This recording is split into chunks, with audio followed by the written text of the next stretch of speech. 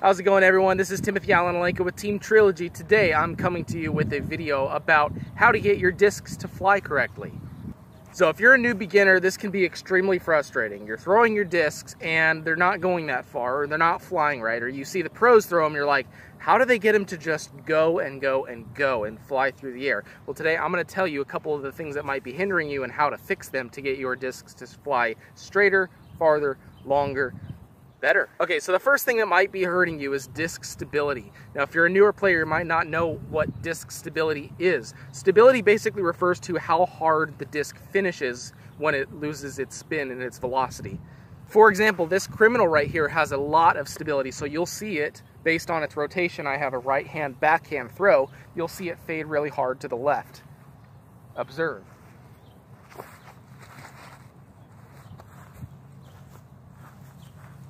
Versus something like this putter, this Judge right here. It doesn't have a whole lot of fade, so it'll tend to carry straighter.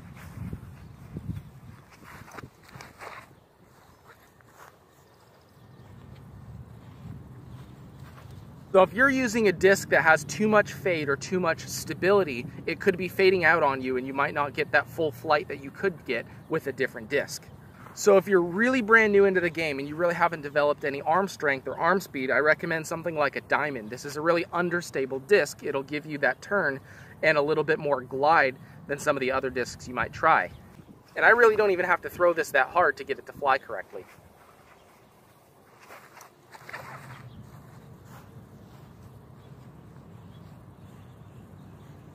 So next thing I want to talk about is disc speed. You might be using a disc that's too fast for you. For example, this Sheriff is understable, so if I throw it hard, it will get some turn. However, if I don't throw it fast enough, if this disc is too fast for my arm speed, it'll act more overstable and have a quicker fade.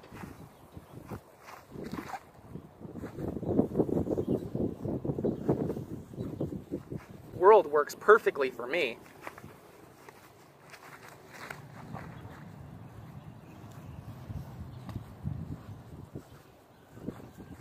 But someone with a lesser arm speed that can't get the disc to the speed that it's designed to fly at will have a tough time getting the disc out there. For them, it's just going to go out and start fading immediately.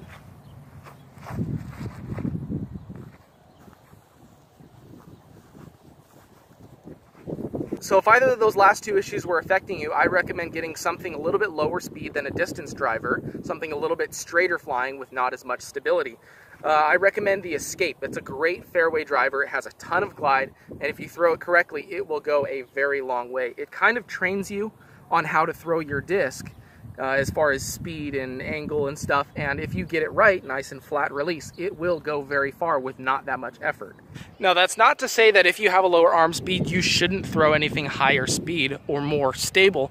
It's just saying not as your distance driver, not as your main go-to, I want to go straight and far type of disc. For example, one of my students uses a Criminal, and that's a very overstable disc, and he's not really getting that much distance out of it, but that's not why he uses it. He uses the Criminal to get left around objects. Because it has such a hard fade, he can use that to his advantage to get that curve that he wants. All right, next thing I want to talk about is the wind. The wind might be negatively affecting your shots, and if you don't know what discs do in different types of winds, they might be throwing your disc this way and you wonder, why did it end up way over there? All right, for starters, let's talk about tailwinds. So this is if you're throwing this way and the disc is at your back going with your throw. What that will cause is, since the disc is going in the direction with the wind, it's not going to have as much wind resistance and not as much lift as if there were no wind or if you were going into a headwind. So what that results in is less loft. It tends to push the disc down more, and they tend to fly more overstable. All right, so I have a tailwind right now. I'm going to throw it, and the wind should just push it down gently and not give it as much loft in the air.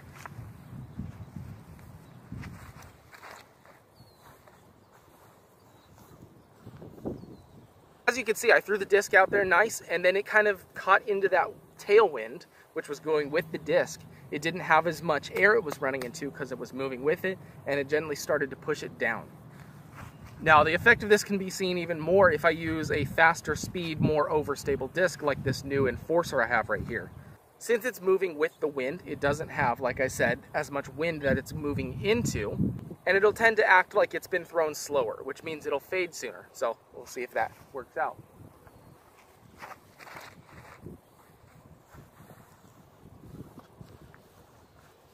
Now let's talk about headwinds. If you're throwing into a headwind, it'll make your disc do the exact opposite. If you're a little bit nose up, it will rise your disc up in the air, and also it'll make it act more understable. And basically what that translates to, if you have a disc that normally flies really straight, it'll make that disc turn over to the side. So in correcting for these shots in tailwinds, you generally want to throw something a little bit less stable, a little bit more understable, to compensate for that tailwind. And if you're throwing into a headwind, you want to use a disc that's a little bit more stable so it won't have that violent turn as you're going into the wind. So let's talk about crosswinds. And keep in mind, I'm a right-hand backhand player predominantly. So if you throw left-hand backhand, this is just exactly opposite. So let's imagine right now I have a right to left moving wind. If I throw this disc, it should ignore the wind just a little bit as it's flat, but as it starts to fade out, now you see the bottom of this flight plate is exposed to the wind moving this direction. It's going to carry that disc more over to the side. Now I can use that to my advantage. If I play the disc a little bit farther to the right and account for that wind to carry it, it will move it over that direction, and I can use the wind to my advantage. And on the flip side, if we have a left to right moving wind, let's say the same thing. I throw it flat and then it starts to hyzer out, but now the wind is coming from this side. So it's going to push on the top of the flight plate, which in turn is going to push the disc farther towards the ground. And as that disc fades, you're not really going to get any right to left movement with the disc because the wind is keeping it that way. So the disc is kind of just going to sit down, not move as hard to the side.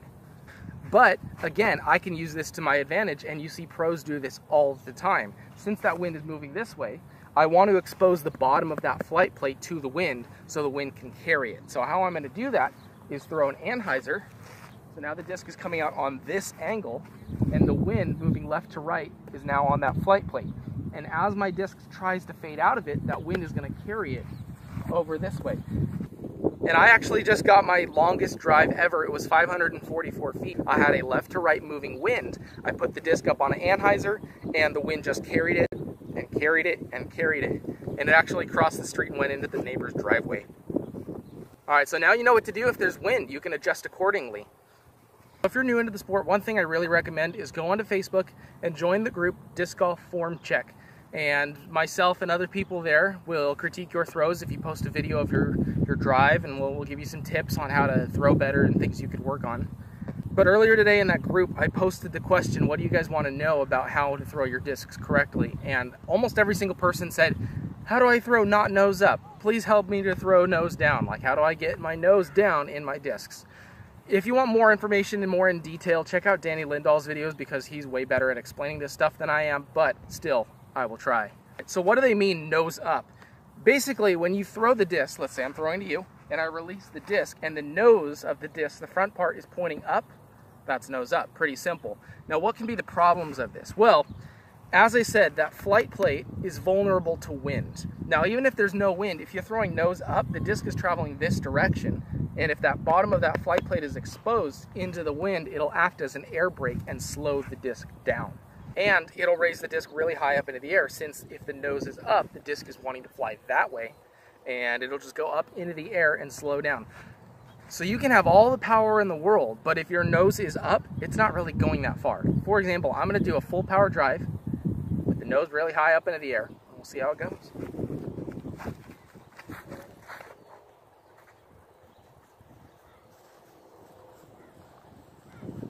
I didn't really get any distance out of that shot. Sure, it went, 230 feet, which isn't terrible, but I had the potential with the amount of power I put on that to at least pass 400, and I didn't because the nose is up and the disc is slowing down as it pushes into the wind. So what can be the causes of nose up drives?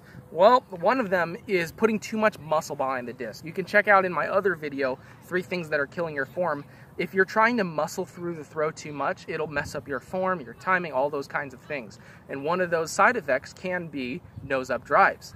For a more in-depth explanation of why this happens, I'm going to drive in slow motion. So here I am going into my drive, right?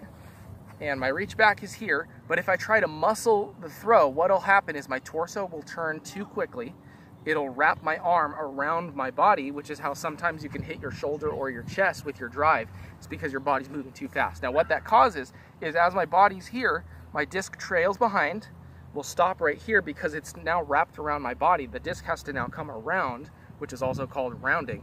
And now that it's doing that, this shoulder will raise up. So now from here, even if I have a good reach back, it'll come here because my torso is going too fast. Usually the person's head is opening up too quickly, and they're here, and their shoulder rises, and now see what happens to the disc as it's trailing. Look at that nose.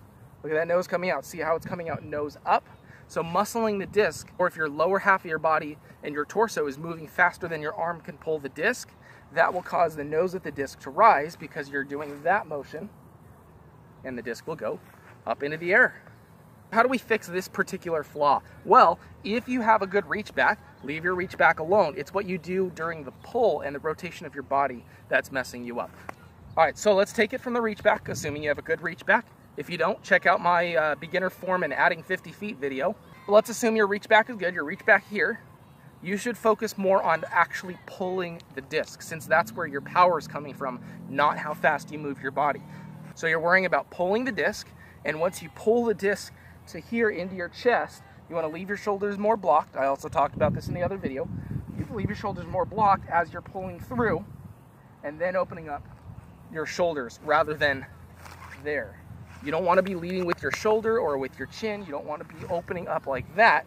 You want to be here, leading with your forearm and your hand and the disc right there. And after that comes through, then you open up your chest. And as tedious as it sounds, grab some putters, do some standstill drives. Worry about standing there, having your reach back, and then focusing on that pulling motion. Don't try to whip your hips. Remember, you're not dragging your arm behind. I want you to try to leave your hips out of it this time. Just use your arms to focus on that pull. So you're gonna reach back, pull through, and release smooth. Much lower release angle. Versus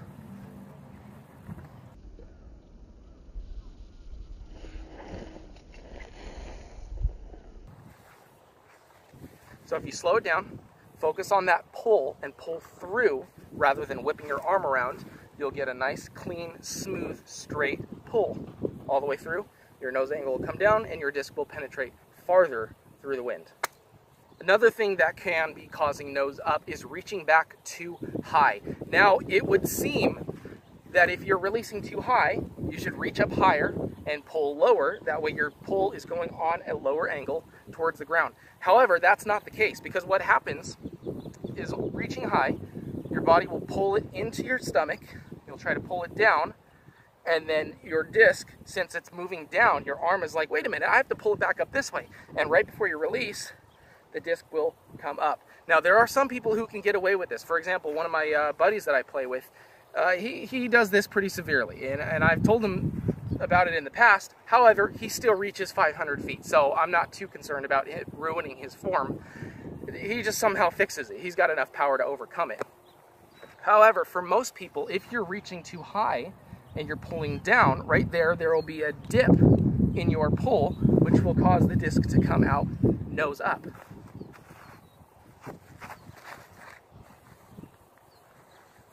So how do we fix this? Again, focus on that reach back, reaching straight back and pulling through smooth. We don't want to muscle it to where we're dropping everything right there and dipping. It's a little bit different than a baseball swing, because in baseball, you actually drop the shoulder and swing into the ball like that. If you do the same in disc golf, you'll go nose up. Instead, we want to pull through flat. We're not really trying to dip. So again, we're going to reach back. We're going to focus on that pulling motion to get our power rather than the turning of our body. Almost all your power should come from that pull. The rest is just control.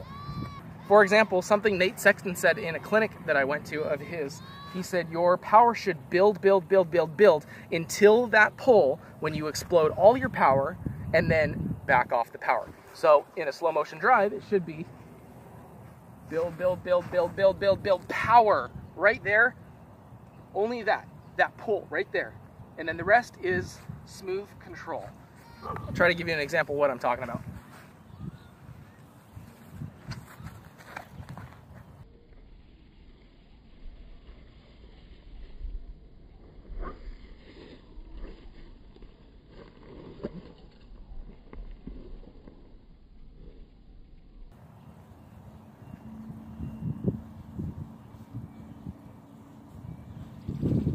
simply, as Danny Lindahl says in every one of his videos, slow is smooth and smooth is far.